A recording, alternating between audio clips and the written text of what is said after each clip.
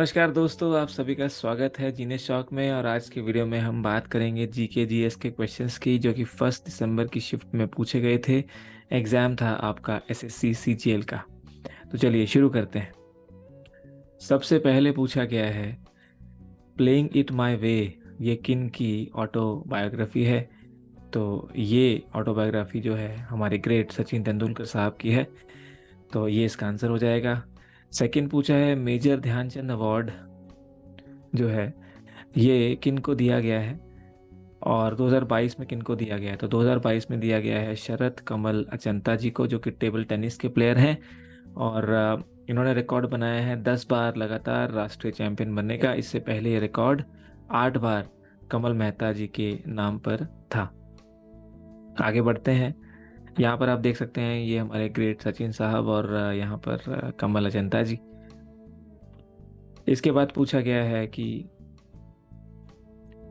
निपुण योजना ये जो है ये किस चीज़ से संबंधित है और इससे इसके बारे में हम क्या जानते हैं? तो निपुण योजना जो है ये मिनिस्ट्री ऑफ एजुकेशन ने लॉन्च की है। क्वेश्चन यही था। ये है क्या? इसका जो फुल फॉर्म है वो है national initiative for proficiency in reading with understanding and numeracy. Basically ये चाहते हैं कि हमारे देश के जितने भी बच्चे हैं वो सभी निपुण हो जाएं। और उसके लिए इन्होंने क्या किया है कि ग्रेड 3 तक सभी बच्चे 2026-27 तक सभी बच्चे जो हैं ग्रेड 3 तक पढ़ने लिखने में सक्षम हो जाएं। उनको बेसिक न्यूमरेसी आती है। न्यूमरेसी यानी कि जो हम नंबर्स से डील करते हैं, उनको नंबर्स गिनना, काउंट करना, उनके नंबर्स की समझ अच्छी हो और पढ़ना लिखना जानते हो। सिर्फ पढ़ना इम्पॉर्टेंट है, स्टार्टिंग में पढ़ना ये जानते हो। और इसके बारे में इन्होंने कहा है निपुण भारत की स्कीम ये चली है ताकि इसमें हर बच्चा जो भी कंट्री में है वो जो लिटरेसी का एक बेस है वो उसको मिल जाए, न्यूमरेसी का एक बेस जो है उसको मिल जाए। इसकी फुल फॉर्म है FLN यानी कि foundation literacy and numeracy. Basically point इतना ही है कि पढ़ना लिखना जानते हो, बेसिक नंबर्स की कैलकुलेशन प्लस बेसिक उनको पढ़ने की समझ हो। तो ये किसने किया है? शिक्षा मंत्रालय ने किया है, मिनिस्ट्री ऑफ एजुकेशन ने किया है। ग्रेड 3 तक के 2000 अगले 4 सालों में 2026-27 तक जो है ये इसको हम पूरा करने की कोशिश करेंगे। आगे बढ़ते हैं। इसके बाद न्यू सीडीएस कौन अपॉइंट हुए हैं? तो न्यू सीडीएस यानी कि चीफ ऑफ डिफेंस स्टाफ, इससे पहले आप जानते हैं ये हमारे लेट श्री बिपिन रावत जी थे, लेकिन वायु दुर्घटना में, हेलीकॉप्टर दुर्घटना में इनकी मृत्यु हो गई थी।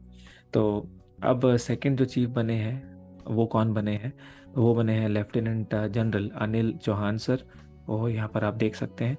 और चीफ डिफेंस ऑफ स्टाफ का मतलब होता है कि इंडियन आर्मी, जितने भी हमारी आर्म्ड फोर्सेस हैं जिसमें कि आर्मी, नेवी और एयरफोर्स, इन सब का जो एक सभी का चीफ जो होगा वो हो गए आपके चीफ ऑफ डिफेंस स्टाफ। तो ये हो जाएंगे हमारे सेकंड प्रमुख। इसके बाद लीस्ट पॉपुलेशन डेंसिटी, सबसे कम जनसंख्या घनत्व वाला राज्य है 2011 में जो सेंसस हुआ था उसके अकॉर्डिंग कौन सा है? तो दोस्तों वो है अरुणाचल प्रदेश। इसको आप याद रखेंगे। और सबसे, ये तो सबसे कम वाला हो गया। अगर सबसे ज़्यादा वाला पूछेंगे तो वो है बिहार। बिहार।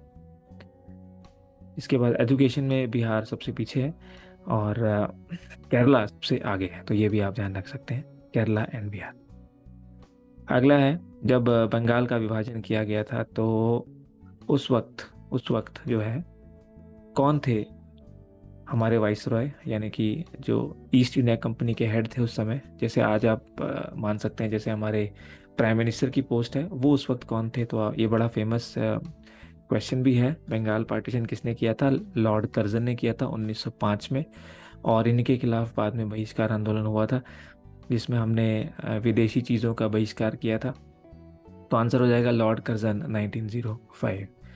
इसके बाद पूछ रहे हैं कि पुलिट्जर प्राइज फोटोग्राफी में किनको मिला था?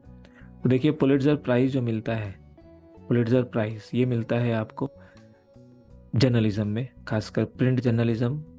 ये 3 कैटेगरीज हैं, लिटरेरी अचीवमेंट में और म्यूजिकल कंपोजिशन, 3 में आपको ये मिलता है। यहाँ पर जिनको मिला है अदनान अबीदी, यहाँ पर आप देख सकते हैं, सन्ना इरशाद मत्तो ये हैं, और अमित दावे और साथ में लेट दानिश सिद्दीकी, तो ये है। और ये काफ़ी पॉपुलर है, पुलिट्जर नाम के व्यक्ति ने इसको शुरू किया था, और अमेरिका में कोलंबिया यूनिवर्सिटी के द्वारा जो है ये दिया जाता है। और इसकी जो स्थापना है, जो सबसे पहले बार दिया गया था, तो 1917 में दिया गया था। रशियन क्रांति भी 1917 में हुई थी। इसके बाद जीएसटी का टाइप सबसे पूछा गया है, तो जीएसटी सबसे पहली बार कब लागू किया गया था हमारे देश में? 2017 फर्स्ट जुलाई, ये क्वेश्चन पहले पूछा गया था। तो इसके क्या क्या टाइप्स हैं? तो चार टाइप्स का होता है। सबसे पहले है integrated GST, integrated goods and services tax, इसको आईजीएसटी बोलते हैं। इसके बाद SGST, state goods and service tax. फिर CGST, state goods and service tax. UT यानी कि यूनियन टेरिटरी का अलग है। तो बेसिकली इंटीग्रेटेड है, स्टेट है, सेंट्रल है और यूनियन टेरिटरी है, यहाँ पर आप ये देख सकते हैं। और इससे पिछले जो क्वेश्चन था इसमें लॉर्ड कर्जन, ये यहाँ पर आप इनको देख सकते हैं, दिस इज लॉर्ड कर्जन।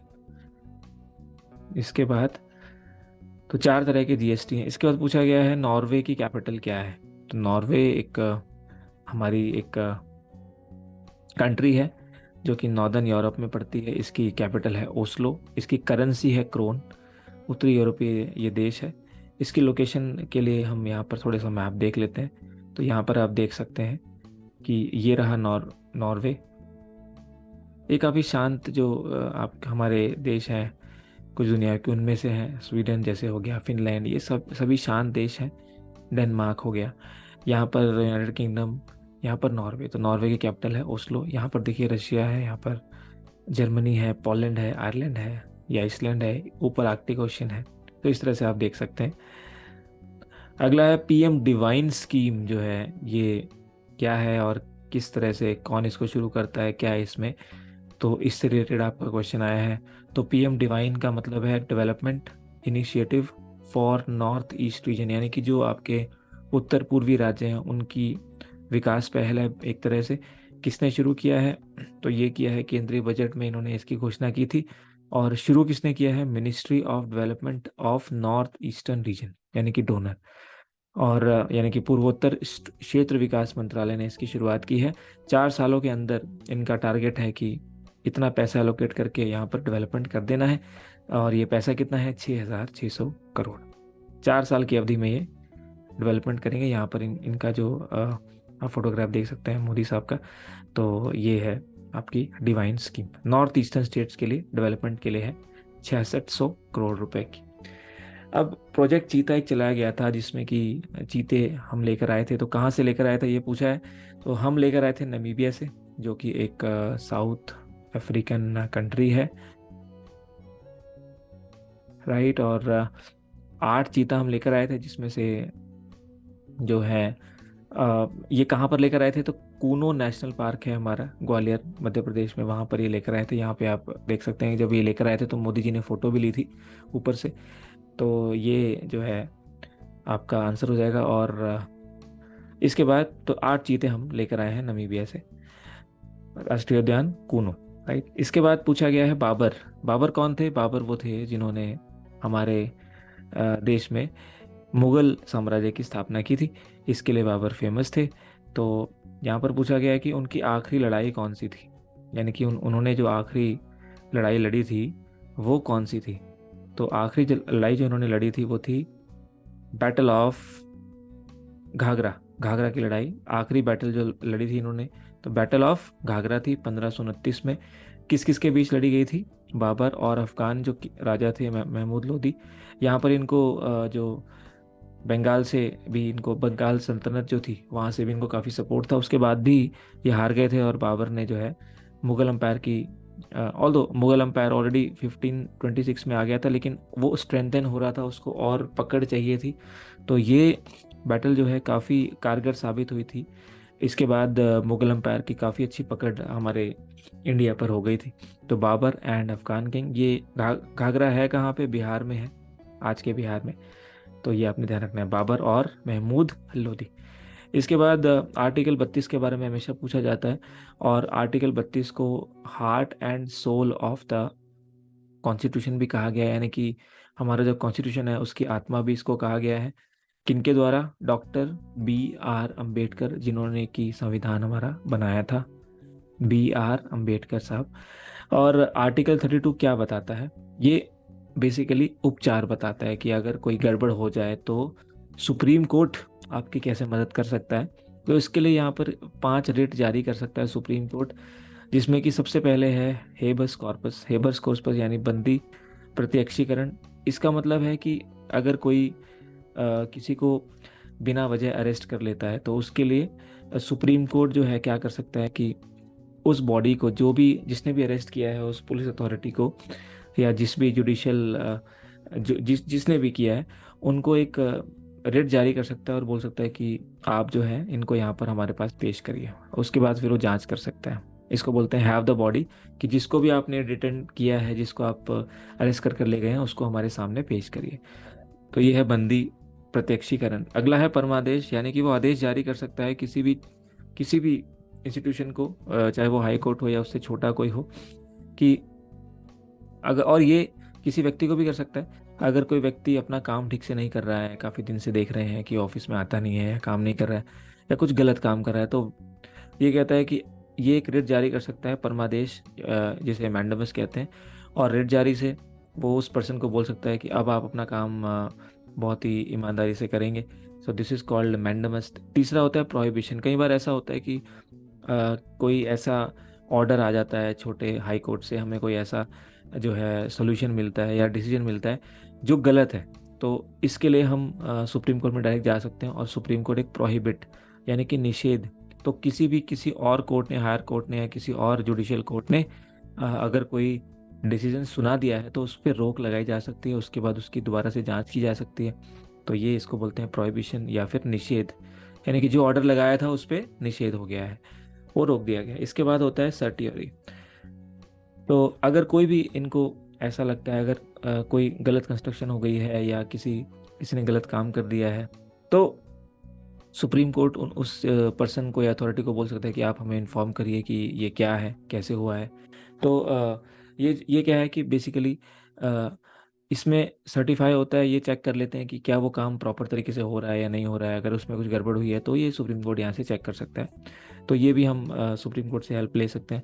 क्यों वारंटो, अगर कोई कोई आदमी किसी पब्लिक ऑफिस में बैठा है, एक सरकारी दफ्तर में बैठा है, बिना किसी पेपर क्लियर किए हुए या और किसी तरह से, या किसी जान पहचान के थ्रू, तो वहाँ पर सुप्रीम कोर्ट क्यू वारंटो की रिट जारी करता है और वो कहता है कि आप किस वजह से वहाँ पर बैठे हैं, ये हमें बताइए। तो ये सब जो है 5 रेट्स होती हैं आर्टिकल 32 के तहत। इसको अधिकार परीक्षा बोलते हैं कि किस अधिकार से आप ये इस ऑफिस में बैठे हैं। तो ये भी आपका आंसर हो जाएगा। तो इसमें यहाँ पर आर्टिकल 35 पूछा है, बट सभी लिंक्ड क्वेश्चन मैंने आपको बता दिए। इसके बाद योगा डे का क्वेश्चन आया है। योगा डे, इसकी थीम क्या है? तो योगा डे की थीम थी योगा फॉर ह्यूमैनिटी, यानी कि सभी के लिए योगा। और जून 21 को ये मनाया जाता है। आप जानते हैं ये क्यों मनाया जाता है? क्योंकि ये सबसे लंबा दिन होता है पूरे साल का, और इसको समर सॉलिस्टिक्स भी बोलते हैं। ग्रीष्म संक्रांति है ना, वर्ष का सबसे लंबा दिन होता है, तो इसलिए योगा ज़्यादा किया जा सकता है। इसी वजह से हम इंटरनेशनल योगा डे। और इसमें 177, इसकी शुरुआत कब हुई थी? तो 21 जून 2015 को मोदी जी ने यूनाइटेड नेशन जनरल असेंबली में इसकी शुरुआत करवाई थी। तो हमारे साथ 177 देशों ने और सपोर्ट किया था और हमारा साथ दिया था, तो इसी वजह से इंटरनेशनली हम रिकग्नाइज किए गए थे। तो काफ़ी इंडिया का नाम उसमें हुआ था। तो इंटरनेशनली फिर ये इंटरनेशनल योगा डे ही बन गया, जो कि 21 जून को हम मनाते हैं। इवन ये पूरा वर्ल्ड मनाता है। तो ये हो जाएगा। इसके बाद chemical formula of quick lime पूछा है, तो ये होता है कैल्शियम ऑक्साइड, राइट। और इसको आप CaO भी बोलते हैं। इसको आप बिना बुझे चूने का रासायनिक सूत्र भी कह सकते हैं।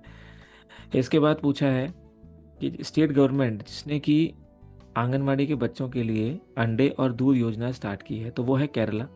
आप जानते हैं केरला काफ़ी एजुकेटेड है, सबसे एजुकेटेड है हमारे इंडिया में। तो जो भी कोई एजुकेशन से रिलेटेड ज़्यादातर चीज़ें होती हैं, कोई ऐसी चीज़ें, वो केरला शुरू करता है। हालांकि यहाँ पर एजुकेशन नहीं है, लेकिन हाँ ये काफ़ी इंपॉर्टेंट है कि अगर एजुकेट करना है तो पहले तो आपको अच्छा खाना खाना देना पड़ेगा उनको। तो इसमें क्या किया है कि इन्होंने कहा है कि हर एक बच्चे को 44 वीक्स तक, 10 महीने तक 2 दिन 125 मिलीलीटर का दूध दिया जाएगा और सप्ताह में 2 बार एक अंडा दिया जाएगा। ये जो है किसने की शुरू किया है? केरला में। केरला में आप जानते हैं जो सीएम है उनका नाम है पिनराई विजयन। और इसके बाद केरला की जो कैपिटल है वो तिरुवनंतपुरम। तो ये किया गया है केरला के द्वारा। 17 क्वेश्चन काफ़ी इंपॉर्टेंट आपसे पूछा जा रहा है कि जो 42वां संविधान का संशोधन होता है वो किससे संबंधित है? 42nd constitutional amendment is related to what? तो ये फंडामेंटल ड्यूटीज से रिलेटेड है स्टूडेंट्स, ये आपने ध्यान रखना है। हमारे संविधान में फंडामेंटल ड्यूटीज को ऐड किया गया था 51A आर्टिकल के तहत। और दो चीज़ें थी और भी हुई हैं, एक तो ये हुई थी, दूसरी चीज़ ये हुई थी हमने प्रियम्बल को चेंज किया था इंदिरा गांधी जी ने, और इन्होंने इसमें कुछ चीज़ें ऐड करवाई थी जिसमें से पहली चीज़ थी सोशलिस्ट, फिर सेक्युलर और इंटेग्रिटी, यानी समाजवादी, धर्मनिरपेक्ष और अखंड। ये तीन जो हैं वर्ड्स याद हमें रखने हैं जो कि ऐड करवाए गए थे हमारे प्रियम्बल में, हमारी प्रस्तावना में। इसको बदला गया था, परिवर्तित प्रस्तावना। तो ये आपने ध्यान रखना है। ये कब किया गया था? इंदिरा गांधी जी के टाइम में, 1976 में। इसके बाद अगला क्वेश्चन आया था कि फादर ऑफ हिस्ट्री कौन है? तो इनका नाम आपने ध्यान रखना है, हीरोडोटस। हीरोडोटस जो है ये एक प्राचीन यूनानी इतिहासकार थे, और जोग्राफिकल जो नॉलेज थे ये भी रखते थे, जोग्राफर भी थे, हिस्टोरियन भी थे। और आज के टर्की में ये रहते थे, और बाद में इन्होंने इटली में भी ये रहे हैं कुछ टाइम। तो इन्होंने जो हिस्ट्रीज थी उनको प्रॉपर पढ़ा है, लिखा है। और जो सबसे पहले वॉर्स हुए थे, ग्रीक पर्शियन वॉर जो हुए थे, उन पे काफ़ी इनका अकाउंट रहा है, काफ़ी इन्होंने काम किया है। और ये पहले राइटर थे जिन्होंने प्रॉपर तरीके से हिस्टोरिकल इवेंट्स की स्टडी करी, उसको इन्वेस्टिगेट किया। तो इसी वजह से इनको फादर ऑफ हिस्ट्री कहा जाता है। किसने ये नाम इनको दिया था? तो एक रोमन ओरेटर थे, एक वक्ता थे जिनका नाम था सिसरो। सिसरो ने इनको ये फादर ऑफ हिस्ट्री के रूप में कहा था। और आप ये देख सकते हैं, ये थे हमारे हेरोडोटस। इसके बाद लार्जेस्ट कॉन्टिनेंट एरिया वाइज, क्षेत्रफल के हिसाब से सबसे बड़ा महाद्वीप कौन सा है? तो आप जानते हैं ये एशिया है। और विश्व में हमारे 7 मेजर जो हैं वो महाद्वीप हैं, वो कौन कौन से हैं? Asia, Europe, Africa, north America, south America, Australia, Antarctica, ये सभी हैं। और ये एशिया को ही क्यों कहा जाता है? क्योंकि पूरी दुनिया का 1/3 भाग तो हमारे पास ही है। पूरी दुनिया का लैंड का 1/3 भाग हमारे पास ही है। और दूसरा, हम कहाँ पर हैं? तो हम ईस्टर्न हेमिस्फेयर में हैं, ये अभी हम आगे मैप में देखेंगे। ट्रॉपिक ऑफ कैंसर, जिसकी वजह से जो सन की रेज सबसे ज़्यादा हमें मिलती है यहाँ पर, तो वो भी हमारे एशिया से ही होकर जाता है। इसके बाद ये क्वेश्चन भी पूछा गया था एक शिफ्ट में कि एशिया और यूरोप को सेपरेट कौन सा माउंटेन करता है? तो ये करता है यूरल माउंटेन, यूराल पर्वत करता है, जो कि कहाँ पर है? रशिया में है। तो चलिए इसका मैप देख लेते हैं। तो ये आपके 7 मेजर कॉन्टिनेंट्स हैं। यहाँ पर हम इंडिया यहाँ पर है, ये देखिए एशिया में, फिर यहाँ पर यूरोप हो गया। इसके बाद यहाँ पे हमने अभी देखा भी था नॉर्वे वगैरह, नॉर्थ अमेरिका हो गया यहाँ पर कनाडा वगैरह, यहाँ पर साउथ अमेरिका, ब्राज़ील, अफ्रीका में इजिप्ट, और ये सारे इधर ऑस्ट्रेलिया हो गया एक कॉन्टिनेंट।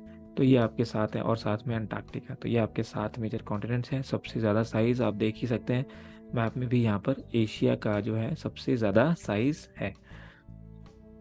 इसके बाद ट्रॉपिक ऑफ कैंसर का एक क्वेश्चन आता है, तो ये मैंने ऐड कर दिया था। ट्रॉपिक ऑफ कैंसर यानी कि जो कर्क रेखा है वो भारत के कितने राज्यों से गुजरती है? तो ये आपकी 22.5 डिग्री पे, जो 22.5 डिग्री पे गुजरती है, उसको कर्क रेखा बोलते हैं। तो आप देखिए सबसे पहले गुजरात से, उसके बाद में यहाँ पे राजस्थान से, फिर मध्य प्रदेश, ये जो लाइन जा रही है आप देख सकते हैं। इसके बाद में छत्तीसगढ़, फिर यहाँ पर झारखंड, वेस्ट बंगाल, फिर त्रिपुरा और मिजोरम। तो ये 8 स्टेट्स हैं जहाँ से ये ट्रॉपिक ऑफ कैंसर कर्क रेखा गुजरती है। ये क्वेश्चन भी काफ़ी बार पूछा गया है, तो इसलिए मैंने इसको ऐड कर दिया है, आप इसको भी ध्यान रखिएगा। एक फेमस मीनाक्षी टेम्पल के बारे में पूछा है, ये कहाँ पर है? तो ये मदुराई में है, तमिलनाडु में है। और ये पूछा गया था कि ये कौन से आर्किटेक्चर से बने हैं, किसको फॉलो करते हैं? तो द्रविडियन आर्किटेक्चर के बने हैं। वास्तुकला कौन सी है? द्रविड़। और किन्होंने बनाया है ये पूछा जा सकता है अगले शिफ्ट्स में। तो पांड्यन एम्परर जो थे, जिनका नाम था सदैवर्मन कुलशेखरन, इन्होंने बनाया था 1990 से 1205 के बीच में। काफ़ी फेमस ये आपका मंदिर है। इसके बाद हमारी नई प्रेसिडेंट श्रीमती द्रौपदी मुर्मू जी के बारे में क्वेश्चन आया था कि इन्होंने ये ये कौन सी ट्राइब्स हैं, कौन सी जनजाति से बिलोंग करती हैं? ये हैं। और ये इन्होंने पूछा था कि तो ये 15 प्रेसिडेंट ऑफ इंडिया है, और इससे पहले द्रौपदी मुर्मू।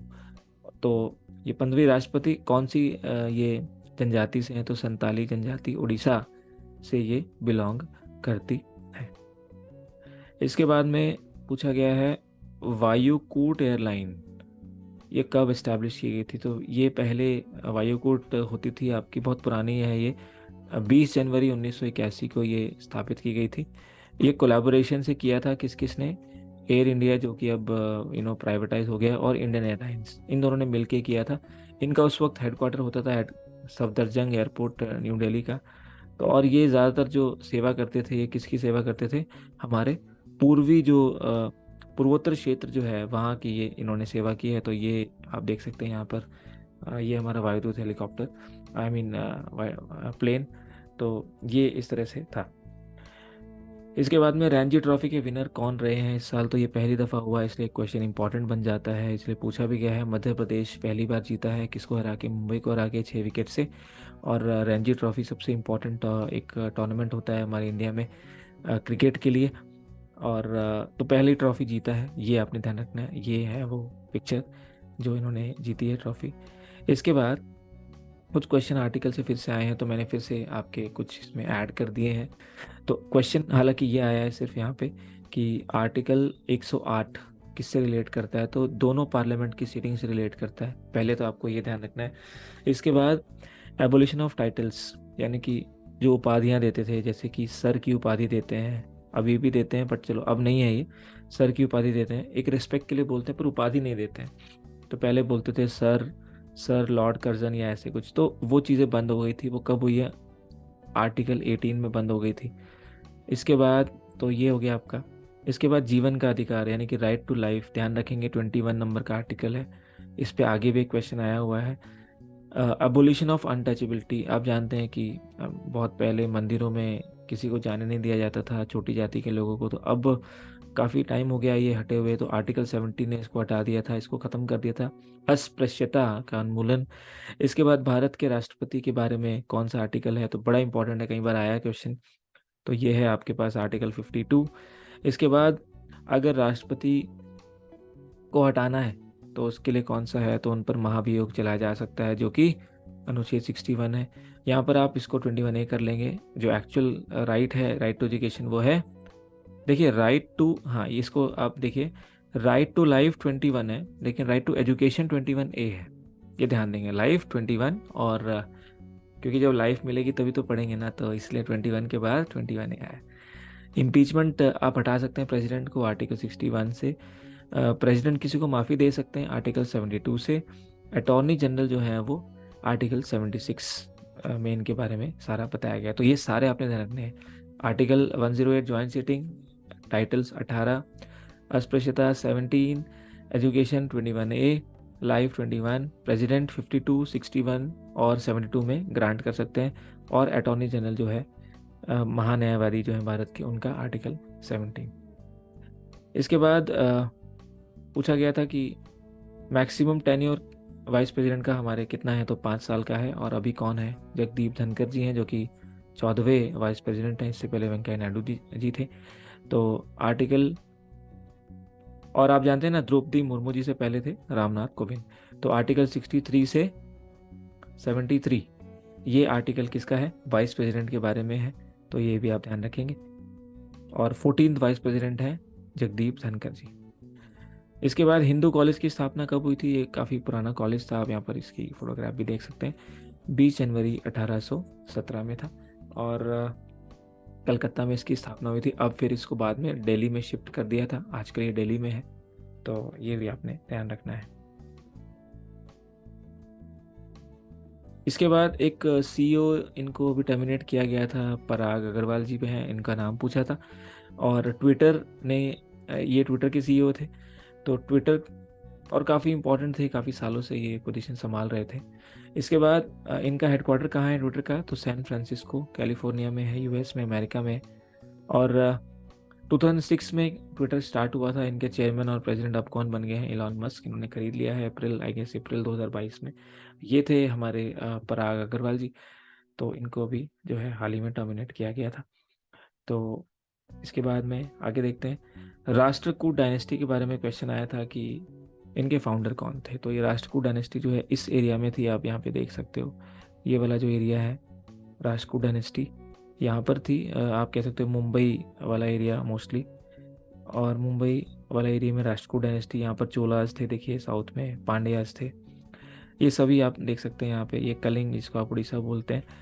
तो इनके फाउंडर थे दंती वर्मन, और साथ में दंती, इनका एक ही नाम है, दंती वर्मन का ही है, दंती दुर्गा। स्थापना कब से कब तक इन्होंने किया था, तो 736 ईस्वी से 756 दंती दुर्ग। यहाँ पर आप सारे देख सकते हैं, कृष्ण प्रथम आए थे, गोविंद द्वितीय, फिर ध्रुव, ये सभी लीडर्स हैं। किसी का भी आपसे पूछा जा सकता है, तो आप इसको ध्यान रखेंगे। तो राष्ट्रकूट जो थे दंती दुर्ग जी 736 में शुरू किया था। इसके बाद अभी हमने बात की थी आर्टिकल 21A की। तो article 21A right to education है, जो कि इन्होंने पूछा कौन से अमेंडमेंट से आया था। इसमें बच्चों को हम 6 से 14 साल तक के बच्चों को, आप यहाँ पर देख सकते हैं, 6 से 14 साल तक के बच्चों को हम क्या देते हैं, एजुकेशन देते हैं। और कॉन्स्टिट्यूशन डे कब मनाया जाता है, इसको भी आप ध्यान रखेंगे, 26 नवंबर 26 नवंबर, क्योंकि आप जानते हैं 26 नवंबर 1950 को हमारा ये लागू हुआ था कॉन्स्टिट्यूशन, इसलिए 26 नवंबर को ही हम मनाते हैं। तो आर्टिकल 21A 6 से 14 साल तक के सभी बच्चों को एक बेसिक एजुकेशन का अधिकार देता है, जो कि 2002 में लाया गया था। कौन से अमेंडमेंट से, 86वें, यानी कि 86th अमेंडमेंट एक्ट से, राइट। इसके बाद G20 समिट के बारे में पूछा गया है। G20 समिट कहाँ पर इस बार हुई थी, तो ये इंडोनेशिया बाली में हुई थी। इंडोनेशिया का क्वेश्चन आता है कि दुनिया में सबसे ज़्यादा मुस्लिम लोग कहाँ पर रहते हैं, तो वो रहते हैं इंडोनेशिया में। इनकी कैपिटल है बली। बली में ये हुई थी G20 समिट। G20 है क्या, कि दुनिया की जो प्रमुख विकसित और विकासशील अर्थव्यवस्थाएं हैं, you can say the major developed and developing economies, तो जो पूरी दुनिया का 85% जीडीपी बनाती हैं, या 75% से ऊपर व्यापार बनाती हैं, या 2/3 से ऊपर पॉपुलेशन है, उन सब में ये ग्रेट 20, जी का मतलब यहाँ पे ग्रेट है, तो ग्रेट 20 नेशंस हैं ये। तो इस बार की जो थीम थी वो क्या थी, रिकवर टुगेदर और रिकवर स्ट्रॉन्गर, एक साथ ठीक हो जाइए और एक साथ मजबूत हो जाइए। इम्पॉर्टेंट ये भी है कि अब 2023 में ये हम इंडिया में इसको जो है हम इसको करने वाले हैं, और इसकी थीम है one earth one family one future. तो ये आप ध्यान रखेंगे, 2023 में जो G20 समिट होगी वो इंडिया में होगी, right. One earth one family one future के साथ। इसके बाद CM ऑफ छत्तीसगढ़ पूछ रहे हैं, तो ये हैं भूपेश बघेल जी। छत्तीसगढ़ की स्थापना कब हुई है, 2000 में। और भूपेश बघेल जी आप यहाँ पर देख सकते हैं। इसके बाद यमुना की ट्रिब्यूटरीज, यानी कि यमुना की सहायक नदियाँ कौन कौन सी हैं, ये पूछा है। तो यमुना की सहायक नदियाँ हैं टोन्स, चंबल, हिडन, बेतवा, केन। और यहाँ पर आप मैप में देख सकते हैं, ये केन, बेतवा, चंबल, सिंध, ये सभी जो है ये आपके यमुना की जो है सहायक नदियाँ हैं। तो कितनी है, 1 2 3 4 5, 5 है। तो आप यहाँ पर मैप से देख सकते हैं कि यमुना यमुनोत्री से निकलती है ऊपर, जो कि हमारे उत्तराखंड में है, और यहाँ से निकलती है। तो ये इसकी सारी सहायक नदियाँ यहाँ से आप देख सकते हैं, इस तरह से ये इनका पाथ है। ओके, इसके बाद हम चलते हैं आगे। इसके बाद आपसे पूछा गया इनर्शिया और मास में क्या रिलेशन है। तो आप जानते हैं इनर्शिया, जितना ज़्यादा आपका मास होता है उतना ज़्यादा इनर्शिया होता है। जितना ज़्यादा आप इसमें मास रखेंगे तो इनर्शिया इसका ज़्यादा होगा, तो ये नीचे ही आता जाएगा। तो जितना ज़्यादा आपका द्रव्यमान होगा उतना ही आपका जड़त्व होगा, ये इन्होंने पूछा था आपसे। They are directly proportional.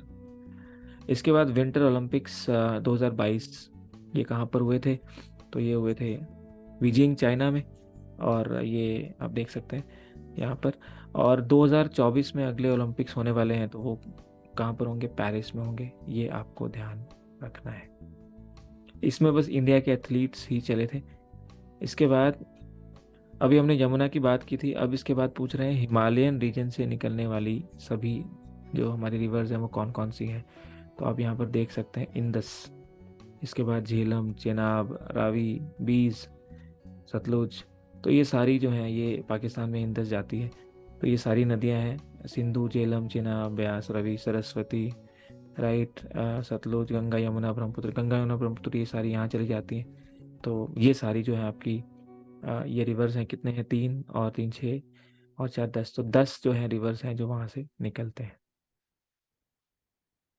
इसके बाद पूछा है त्रंबेश्वर मंदिर जो है ये कौन सी नदी के किनारे है? तो ये गोदावरी नदी, और गोदावरी नदी कहाँ पर है? महाराष्ट्र में है। और वही वाला रीजन है जहाँ पर राष्ट्रकूट डायनेस्टी हमने देखी थी। तो गोदावरी किन्होंने बनवाया था? तो तीसरे पेशवा बालाजी बाजीराव थे, जिन्होंने 1740 से 1760 के बीच में इसको बनाया था। ऑलरेडी इसको औरंगजेब ने डिस्ट्रॉय कर दिया।